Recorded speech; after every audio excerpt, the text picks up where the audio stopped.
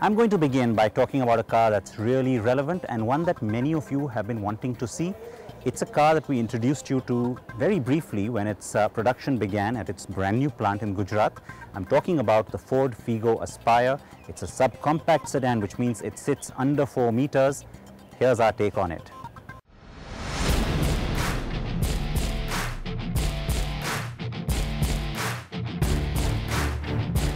The Ford Figo sedan concept was our favorite concept car at the 2014 Auto Expo, and it showed a lot of potential. But Ford was in no rush to launch the car as there was tough rivals to beat in this segment.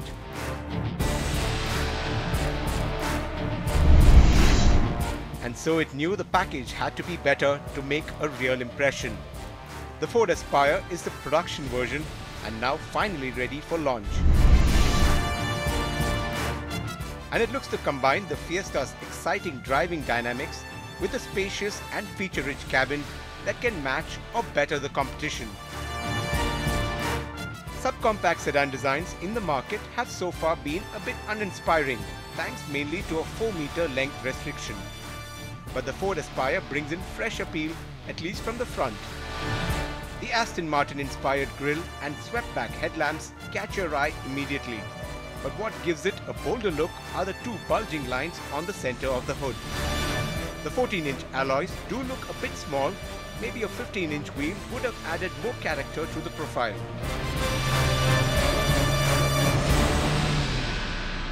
So yes, it's really from the front that the Aspire looks attractive, because as you walk towards the side and the rear, you realize that things get a little bit boring and it reminds you a lot of the compact sedan design characteristics. Although you have some styling elements like the strong lines on the side, the aerodynamic rear view mirror which comes with the indicator lights on the top end version, as well as a little bit of chrome just to give it a premium appeal. And speaking of chrome, you see that trend also catching up with a lot of manufacturers, adding that to give it a premium appeal. Done that on the Ford Aspire as well. On the rear, a large chrome strip right across the badge, something which looks a little over the top. With the Figo hatch launch up next with a similar design language, the Aspire will certainly look to make an impression. The Honda Amaze was our favorite design in this segment, but the Aspire is now our pick with its fresh and contemporary design and even better proportions. The Ford Aspire has 3 engine options, and that includes the 1.5-litre petrol automatic drivetrain borrowed from the Fiesta. We began our drive with a 1.2-litre petrol, knowing fully we had to drive through Udaipur city. And the engine needs to deliver in city traffic, doesn't it? It's a tweaked version of the existing Figo hatch's engine and is refined with smooth and quick acceleration, but it does feel underpowered. So you do have to downshift a lot more than you want.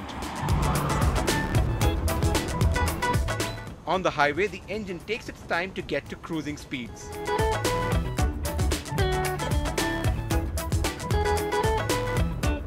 The 1.2 petrol churns out 87 bhp and 112 Nm of peak torque only at 4000 rpm and comes mated to a 5-speed transmission. The 6-speed automatic gets the more powerful 1.5-litre petrol engine.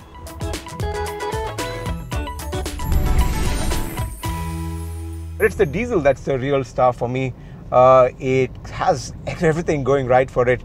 Got smooth acceleration, the engine feels really smooth and refined, and you've got lots and lots of power. So driving it on the highway to long drives to work, or even out on weekend getaways, this is the perfect car to have because you've got lots and lots of fun on offer with the diesel engine.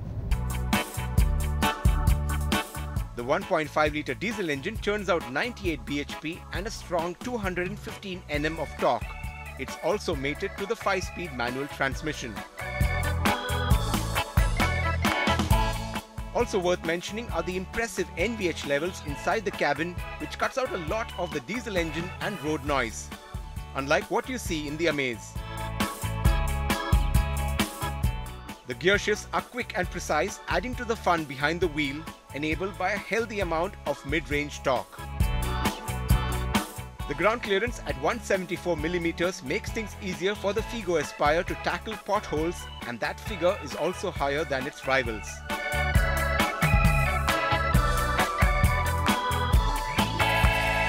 Now in the handling department, the Aspire strives to reach the fantastic driving dynamic that the Fiesta offered, and almost does that because the 14-inch wheels, although it might look small from outside, does grip really well and offer great stability at higher speeds. So the overall handling on the car is really good. Steering feel, the new electric power steering is a little light. It's more tuned for city conditions, but it isn't that light that you won't have fun out in the highway.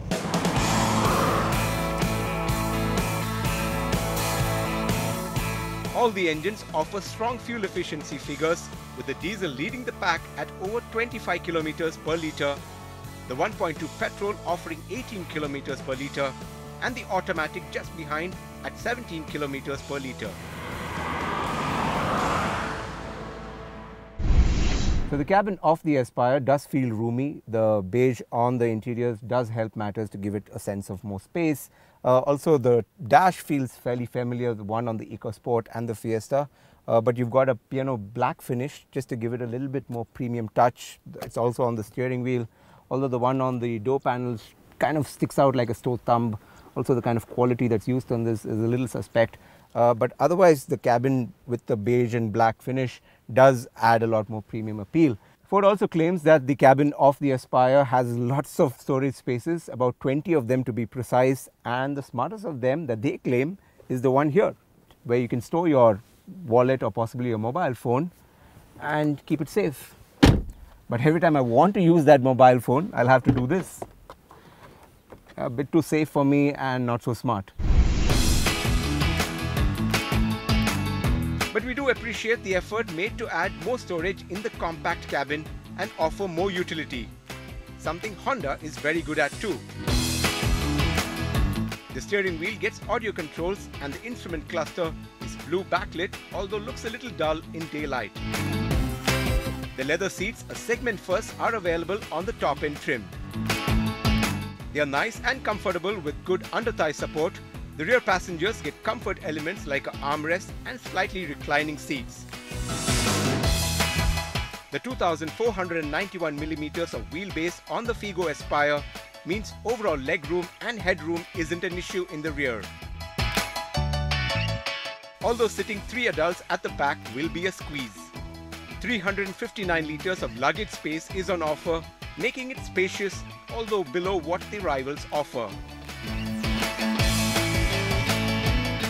Other value adds in the cabin include Ford's voice-activated sync system for the top-end trim. There is a handy My Ford dock on top of the dash in lower and mid-trim variants to place your smartphone to connect and use as an infotainment system. Ford has been very smart in offering dual airbags as standard, with the top end getting 6 airbags. ABS with EBD comes only on the 2 top trims. Localization on the Figo Aspire stands at nearly 80%, and Ford will look to leverage this to offer aggressive pricing. Bookings open by the end of this month, and the car will be launched in the second week of August. The compact sedan that excites is a rare breed these days, and so Ford will no doubt look to boost its India aspirations with this model.